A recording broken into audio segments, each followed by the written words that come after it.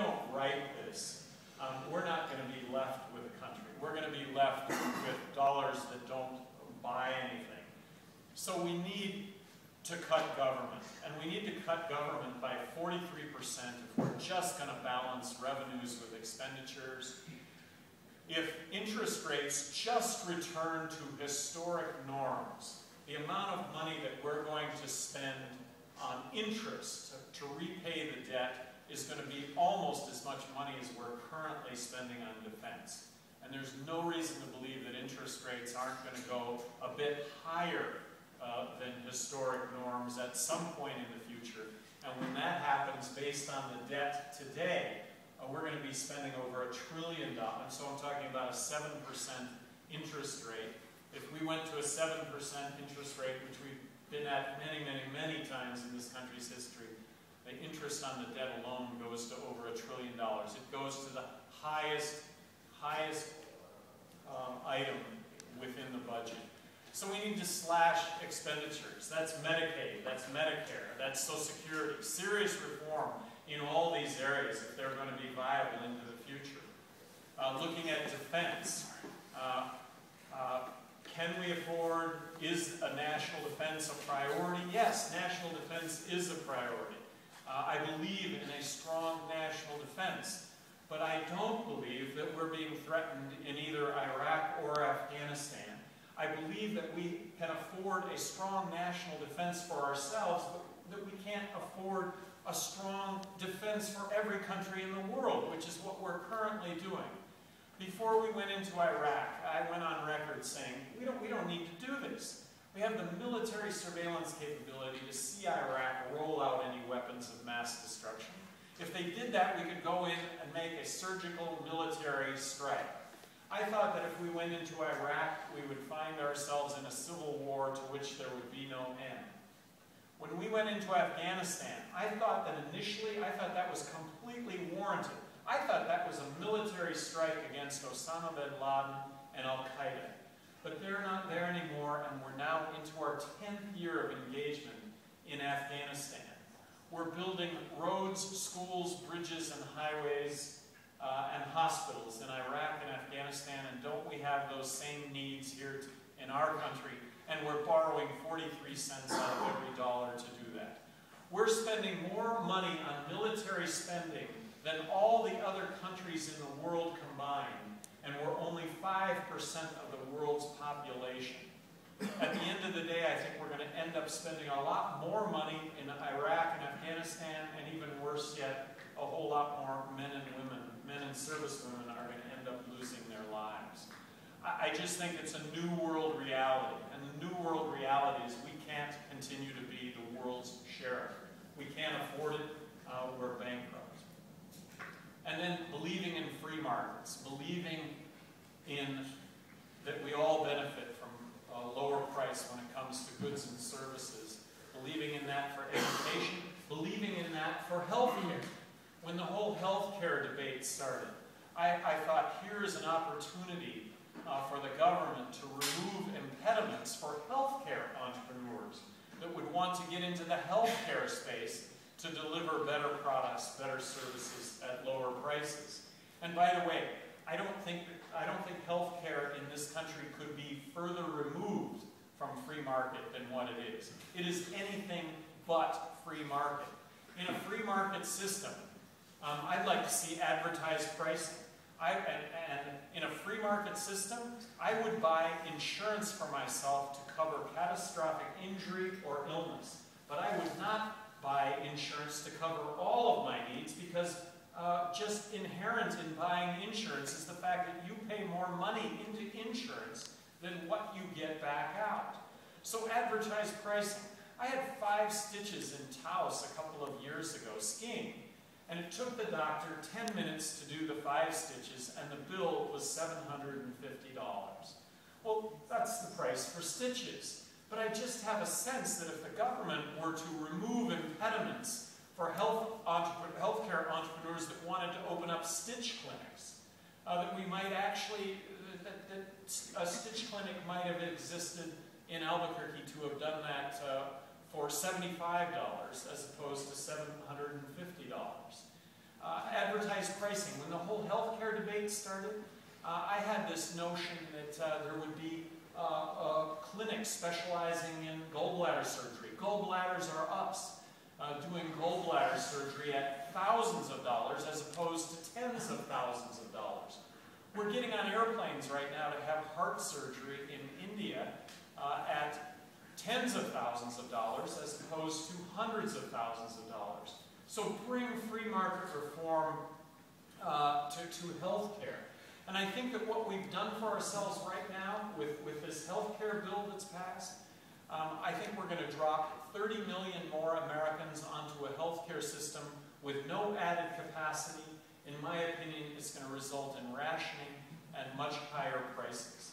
I think it's analogous right now to grocery insurance. Why don't we have grocery insurance? Groceries are so expensive. Let's buy grocery insurance. And so when you go to the grocery store, what an experience. There's no advertised pricing. I'm there to buy dinner, ground round, fillets. Well, I'm going to pick up the ground round, or I'm going to pick up the fillets because I don't have to pay for it. Grocery insurance is going to pay for it. When I go to the checkout stand, what is the pricing? Well, the pricing's been jacked out the roof because the owner of the store knows that nobody pays for groceries. Grocery insurance does. It's not right. It's not going to work. Get government out of healthcare as opposed to in healthcare. And the Republicans got elected controlling the House of Representatives. There's all this talk right now about repealing Obamacare. Well, what I say to the Republicans, and I'm a Republican, okay, and I'm going to remain a Republican, but what I say to the Republicans is, yeah, let's repeal Obamacare, but then as an act of bipartisanship, let's go ahead and repeal prescription drug care benefit that Republicans passed when they controlled both houses of Congress and the presidency, and that when they ran up record deficits. So let's see Obamacare repealed, and let's move on to prescription drug care benefit for seniors. Let's repeal that also. And let's get embarked on really reducing spending all the way across the board. Immigration, I think, is a huge issue of the day right now. And when it comes to immigration, I believe in immigration. I think that immigration is the foundation of this country. So I think when it comes to our illegal immigration problems, I think there are some real solutions that exist to the problems that we have. One is just make it really easy to get a work visa by those individuals that want to come into this country and work. And a work visa, okay, background checks, Social Security cards so that taxes get paid.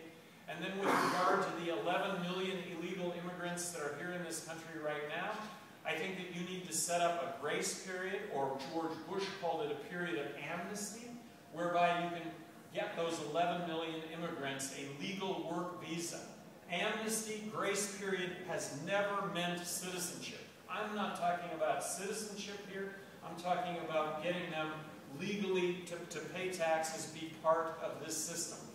Understand that the #1 contributor for our illegal immigration problem is the government that's made it impossible to get a legal work visa.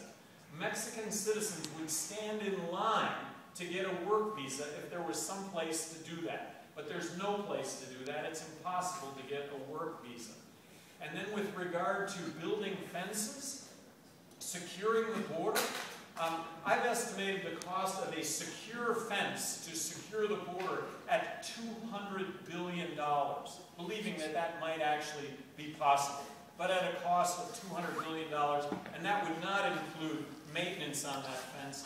So I'm under the belief that that would be, whether it be building a fence, whether it be putting the National Guard arm in arm across 1,600 miles of border, I think that would be a whole lot of money spent with little or no benefit whatsoever. And then legalize marijuana. Legalize marijuana and arguably 75% of the border crime goes away. That is the estimate of the Mexican drug cartel's activities revolved around marijuana. If 28,000 deaths south of the border over the last 4 years doesn't allow us to connect the dots between prohibition and violence, I don't know what ever will. Here it is. I'm standing in front of you today. I formed Our America Initiative. The idea was to put a voice to what I think is the national outrage over the fact that we're bankrupt. But if you listen to politicians today, they are talking about the need to slash spending, to actually get this under control, to right the financial ship. But when you dig down a little bit deep, well, no, not Medicaid, not Medicare, not Social Security, and no, we need to continue the fight, to take the fight to 400 million Islamic extremists. And when it comes to the border, why we need to spend a lot more money by building a fence and putting the National Guard arm in arm across 1,600 miles of border. So I think there's a total disconnect between the dialogue and what's actually happening. So I wouldn't be here right now if what I'm saying was being said. I wouldn't be here if I didn't think that this does need saying. I think that we do need to right the financial ship in this country, or we're going to all be left with nothing, as opposed to something very significant, which is the United States of America, which has always stood for liberty and freedom and the personal responsibility that goes along with that. I'd love to, again, thank you, and I apologize for being late. I would love to open it up for any questions, any comments, any insults maybe that any of you have. Start clapping.